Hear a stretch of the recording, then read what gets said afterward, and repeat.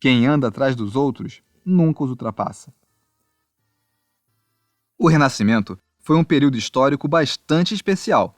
Ele moldou muito do nosso pensamento atual e muito da nossa conduta. Mas, mais que isso, ele nos mostrou que não há limites para a inventividade humana. Nesse período, surgiram alguns dos maiores gênios da humanidade, como foi o caso de Michelangelo, que chegou a ser chamado de divino por seus contemporâneos.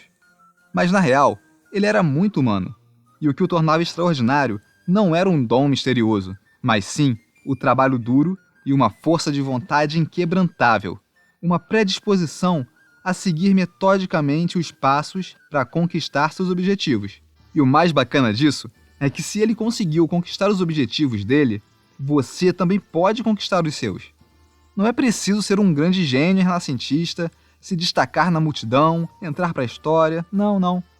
Basta que você faça o que a maioria das pessoas não faz. Basta que se dedique a aprender com eles, compreendendo o contexto em que eles surgiram, o que possibilitou que eles fossem reconhecidos como gênios e o que nós podemos fazer para transformar nossas vidas em verdadeiras obras-primas.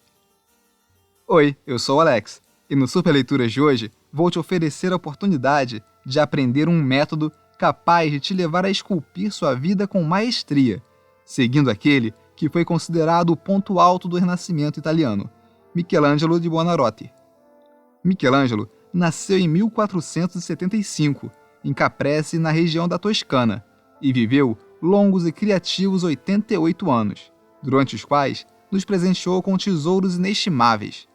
Giorgio Vasari, o pai da história da arte, que não cansa de elogiar Michelangelo no último capítulo de sua obra, As Vidas dos Artistas, publicada em 1550, diz que desde cedo ele demonstrava talento para as artes e impressionava muito a todos.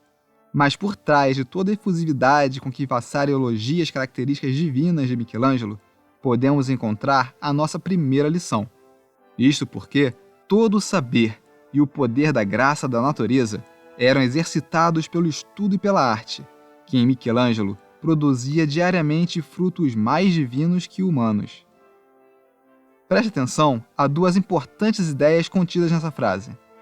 Toda a divindade de seu talento não vinha do nada, mas era exercitada pelo estudo e pela arte. E o mais importante ainda, ele produzia diariamente. Então, o que de melhor se pode extrair daí não é que ele era maravilhoso a ponto de fazer maravilhas todos os dias, mas sim que ele exercitava todos os dias, ele produzia com constância e, por isso, melhorava sempre. Agora, com toda a sinceridade de seu ser, se pergunte se você tem se dedicado dessa forma às coisas que se propôs a fazer. Esse é um dos maiores segredos daqueles que são chamados de gênios: a dedicação. Ninguém consegue produzir nada de relevante sem esforço. Michelangelo não foi uma exceção, e você também não é. Caso você já saiba qual a sua aptidão, em qual área de atuação você quer se aperfeiçoar, o caminho é esse, simples assim. Agora, se você ainda não descobriu qual é aquela coisa que vale seu esforço, existe um passo anterior, e a lição número 2 é para você. Enquanto a sepultura de Júlio estava sendo terminada, ele pediu a um entalhador de mármore que fizesse uma peça terminal para a sepultura de San Pietro in Vincola, dizendo: desbasta hoje aqui, aplana ali e lustra colar. De tal maneira que, sem perceber, aquele acabou fazendo uma figura. Terminada esta, o entalhador ficou a olhá-la admirado, e Michelangelo perguntou: que achas? E ele respondeu: acho boa e vos devo um grande favor. Por quê? Perguntou Michelangelo. Porque por vosso intermédio descobri ter um talento que desconhecia. É importante que você faça essa descoberta. E mais importante ainda, que não se compare com os outros e acabe fechando os olhos para aquilo que você pode realizar. Fique atento. Conheço muita gente que diz que não tem talento para nada. Mas o que acontece é que elas imaginam que o talento é algo mágico e, normalmente, relacionado a algumas áreas específicas. Por exemplo, artes, esporte, culinária, vendas, liderança. Mas veja só, não é qualquer um que tem a manha de montar uma mega planilha no Excel ou cabeça para ficar em casa cuidando dos filhos e dos afazeres domésticos. Mas aptidão sozinha não significa nada. É preciso praticar. Execute suas tarefas, mesmo as mais simples e corriqueiras, com esmero e, de repente, você pode descobrir algo grandioso e escondido no que parecia uma rotina maçante e irrelevante. Abrace todas as oportunidades de aprendizagem.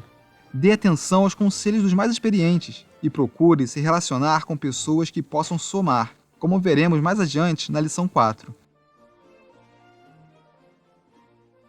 Vamos extrair a terceira lição de mais uma das anedotas registradas por Vasari. Agnolo Doni havia encomendado a Michelangelo uma obra por ocasião de seu casamento, o Tondo Doni.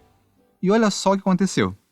Terminada, mandou a coberta à casa de Agnolo, e pela pessoa que a levava, enviou uma nota em que pedia 70 ducados como pagamento. Agnolo, que era pessoa parcimoniosa, achou muito por uma pintura, embora soubesse que valia mais, e disse ao intermediário que 60 bastavam e lhes deu. Michelangelo devolveu-os e mandou dizer que queria 100 ducados ou a pintura de volta. Então, Agnolo, que tinha gostado da obra, respondeu: dou-lhes aqueles 70. Mas ele não ficou contente. Ao contrário, pela pouca fé de Agnolo, pediu o dobro do que pedira na primeira vez.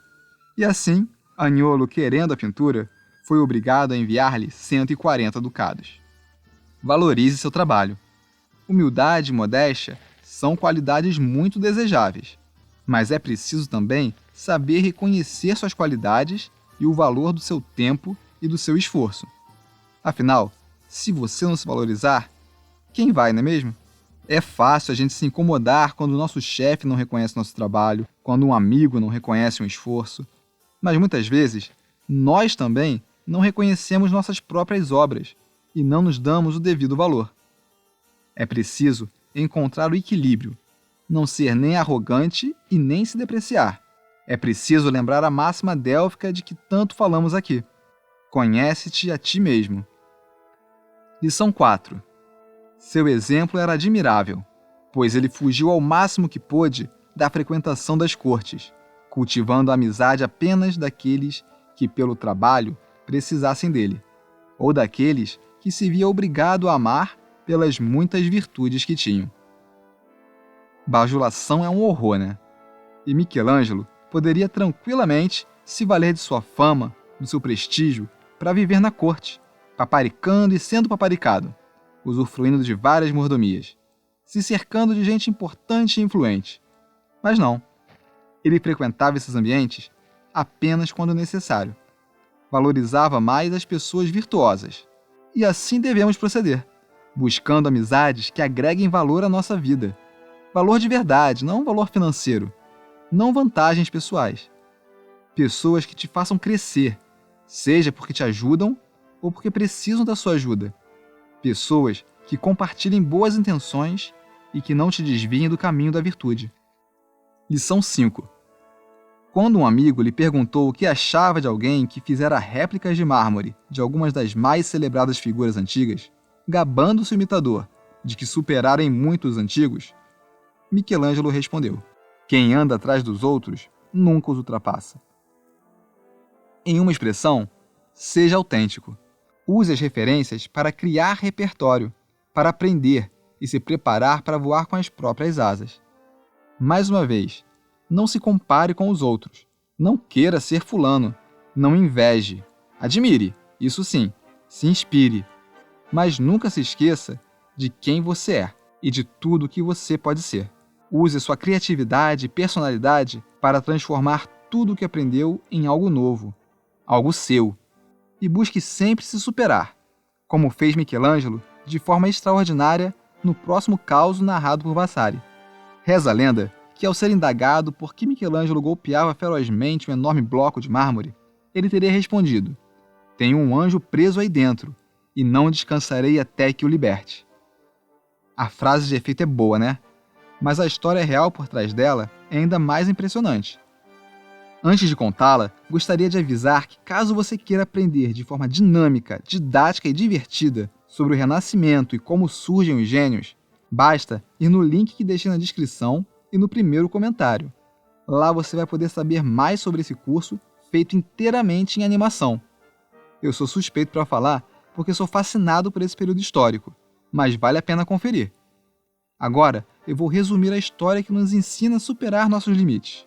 Alguns amigos convidaram Michelangelo a Florença para que ele extraísse uma figura de certo mármore que se estragara ao ser trabalhado. Era belíssimo, tinha 9 braços de altura e nele, certo mestre Simone da Fiesole começara malfadadamente um gigante.